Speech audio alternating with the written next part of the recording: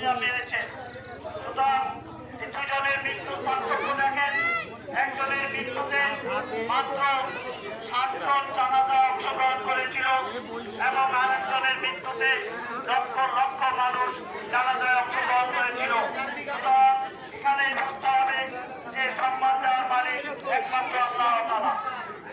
আরেকটি প্রমাণ দেখেন, আমাদের দেশনেত্রী বেগম খালেদা জিয়া, তাকে ধীরে ধীরে নির্যাতন করে মৃত্যুর কোণে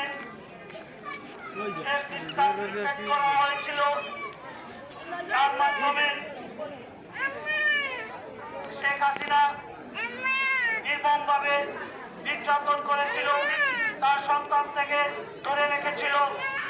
কিন্তু তার মৃত্যুর পরে আল্লাহ না করুক সে যদি শেখ হাসিনা সময় যদি মৃত্যুবরণ করত, তাহলে সে ঠিকমতো জানাজা